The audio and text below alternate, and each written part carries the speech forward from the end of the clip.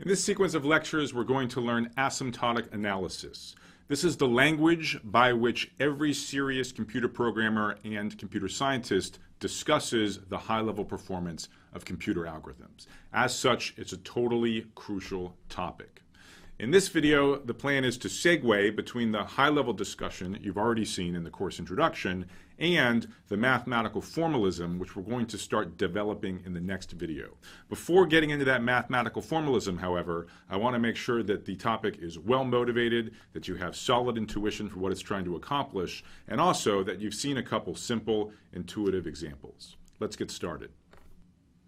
Asymptotic analysis provides basic vocabulary for discussing the design and analysis of algorithms. And while it is a mathematical concept, it is by no means math for math's sake. You will very frequently hear serious programmers saying that such and such code runs in O of n time, whereas such and such other code runs in O of n squared time. It's important you know what programmers mean when they make statements like that. The reason this vocabulary is so ubiquitous is that it identifies a sweet spot for discussing the high-level performance of algorithms. What I mean by that is it is, on the one hand, coarse enough to suppress all of the details that you want to ignore. Details that depend on the choice of architecture, the choice of programming language, the choice of compiler, and so on.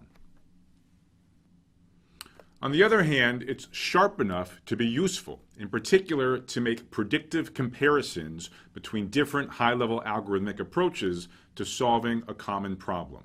This is going to be especially true for large inputs. And remember, as we discussed, in some sense, large inputs are the interesting ones. Those are the ones for which we need algorithmic ingenuity. For example, asymptotic analysis will allow us to differentiate between better and worse approaches to sorting, better and worse approaches to multiplying two integers, and so on. Now, most serious programmers, if you ask them, what's the deal with asymptotic analysis anyways, they'll tell you, reasonably, that the main point is to suppress both leading constant factors and lower order terms. Now, as we'll see, there's more to asymptotic analysis than just these 7 words here, but long term, 10 years from now, if you only remember 7 words about asymptotic analysis, I'll be reasonably happy if these are the 7 words that you remember. So how do we justify adopting a formalism which essentially by definition suppresses constant factors and lower order terms? Where lower order terms, basically by definition, become increasingly irrelevant as you focus on large inputs, which, as we've argued, are the interesting inputs, the ones where algorithmic ingenuity is important. As far as constant factors, these are going to be highly dependent on the details of the environment, the compiler, the language, and so on. So if we want to ignore those details, it makes sense to have a formalism which doesn't focus unduly on leading constant factors. Here's an example. Remember when we analyzed the merge sort algorithm, we gave an upper bound on its running time that was 6 times n log n plus 6n, where n was the input length, the number of numbers in the input array. So the lower order term here is the 6n. That's growing more slowly than n log n, so we just drop that. And then the leading constant factor is the 6, so we suppress that as well. After those two suppressions, we're left with a much simpler expression, n log n. The terminology would then be to say that the running time of merge sort is big O of n log n. So in other words, when you say that an algorithm's running time is big O of some function, what you mean is that after you've dropped the lower order terms and suppressed the leading constant factor, you're left with the function f of n. Intuitively, that is what big O notation means. So to be clear, I'm certainly not asserting that constant factors never matter when you're designing and analyzing algorithms. Rather, I'm just saying that when you think about high-level algorithmic approaches, when you might want to make a comparison between fundamentally different ways of solving a problem, asymptotic analysis is often the right tool for giving you guidance about which one is going to perform better, especially on reasonably large inputs. Now, once you've committed to a particular algorithmic solution to a problem, of course, you might want to then work harder to improve the leading constant factor, perhaps even to improve the lower order terms.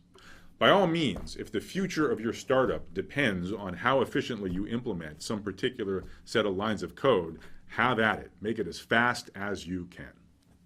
In the rest of this video, I want to go through 4 very simple examples. In fact, these examples are so simple, if you have any experience with big O notation, you're probably better off just skipping the rest of this video and moving on to the mathematical formalism that we begin in the next video. But if you've never seen it before, I hope these simple examples will get you oriented. So let's begin with a very basic problem, searching an array for a given integer. Let's analyze the straightforward algorithm for this problem, where we just do a linear scan through the array, checking each entry to see if it is the desired integer t. That is, the code just checks each array entry in turn. If it ever finds the integer t, it returns true. If it falls off the end of the array without finding it, it returns false. So what do you think? We haven't formally defined big O notation, but I've given you an intuitive description. What would you say is the running time of this algorithm as a function of the length of the array, capital A?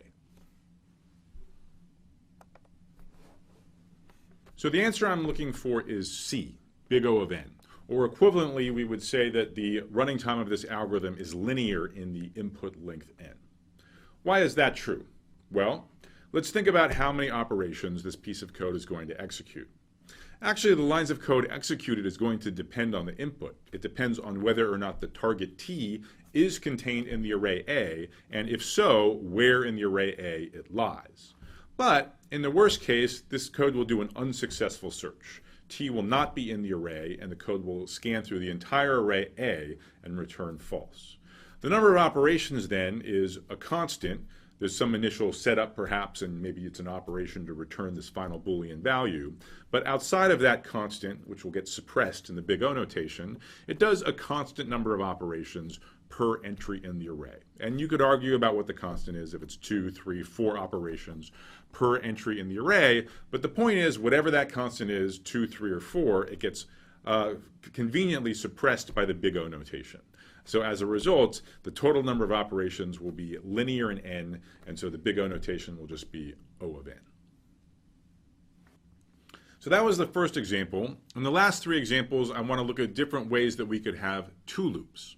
And in this example, I want to think about one loop followed by another. So 2 loops in sequence. I want to study almost the same problem as the previous one, where now we're just given 2 arrays, capital A and capital B, let's say both of the same length n, and we want to know whether the target t is in either one of them. Again, we'll look at the straightforward algorithm where we just search through A, and if we fail to find t in A, we search through B. If we don't find t in B either, then we have to return false. So the question then is exactly the same as last time, given this new, longer piece of code. What in big O notation is its running time? Well, the question was the same, and in this case, the answer was the same. So this algorithm, just like the last one, has running time big O of n. If we actually count the number of operations, of course, it won't be exactly the same as last time. It'll be roughly twice as many operations as the previous piece of code. That's because we have to search 2 different arrays, each of length n. So whatever work we did before, we now do it twice as many times. Of course, that too, being a constant, independent of the input length n, is going to get suppressed once we pass to big O notation. So this, like the previous algorithm, is a linear time algorithm. It has running time big O of n. Let's look at a more interesting example of 2 loops, where rather than processing each loop in sequence, they're going to be nested. In particular, let's look at the problem of searching whether 2 given input arrays, each of length n, contain a common number. The code that we're going to look at for solving this problem is the most straightforward one you can imagine, where we just compare all possibilities. So for each index I into the array A, each index j into the array B, we just see if AI is the same number as BJ. If it is, we return true. If we exhaust all of the possibilities without ever finding equal elements, then we're safe in returning false. The question, of course, is, in terms of big O notation, asymptotic analysis, as a function of the array length n, what is the running time of this piece of code? So this time, the answer has changed. For this piece of code, the running time is not big O of n, but it is big O of n squared. So we might also call this a quadratic time algorithm because the running time is quadratic in the input length n. So this is one of those kinds of algorithms where if you double the input length, then the running time of the algorithm will go up by a factor of 4 rather than by a factor of 2 like in the previous two pieces of code. So why is this? Why does it have quadratic running time, big O of n squared? Well, again, there's some constant setup cost which gets suppressed in the big O notation. Again, for each fixed choice of an entry I into array A and an index j for array B, for each fixed choice of I and j, we only do a constant number of operations. The particular constants are relevant because it gets suppressed in the big O notation. What's different is that there's a total of n squared iterations of this double for loop. In the first example, we only had n iterations of a single for loop. In our second example, because one for loop completed before the second one began, we had only 2n iterations overall. Here, for each of the n iterations of the outer for loop, we do n iterations of the inner for loop. So that gives us the n times n, i.e. n squared total iterations. So that's going to be the running time of this piece of code. Let's wrap up with one final example. It will again be nested for loops, but this time we're going to be looking for duplicates in a single array A, rather than needing to compare two distinct arrays A and B. So here's the piece of code we're going to analyze for solving this problem, for detecting whether or not the input array A has duplicate entries. There's only two small differences relative to the code that we went through on the previous slide when we had two different arrays. The first change won't surprise you at all, which is instead of referencing the array B, I change that B to an A. Right, so I'm just going to compare the ith entry of A with the jth entry of A. The second change is a little bit more subtle, which is I changed the inner for loop so that the index j begins at I plus 1, where I is the current value of the outer for loop's index, rather than starting at the index 1. I could have had it start at the index 1, that would still be correct, but it would be wasteful, and you should think about why. If we started the inner for loop's index at 1, then this code would actually compare each distinct pair of elements of A to each other twice, which of course is silly. You only need to compare two different elements of A to each other once to know whether they're equal or not. So this is the piece of code. The question is the same as it always is. What, in terms of big O notation and the input length n, is the running time of this piece of code?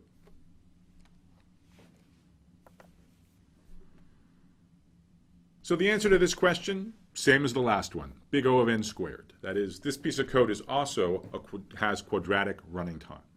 So what I hope was clear was that, whatever the running time of this piece of code is, it's proportional to the number of iterations of this double for loop. Like in all the examples, we do constant work per iteration. We don't care about the constant. It gets suppressed by the big O notation. So all we got to do is figure out how many iterations there are of this double for loop.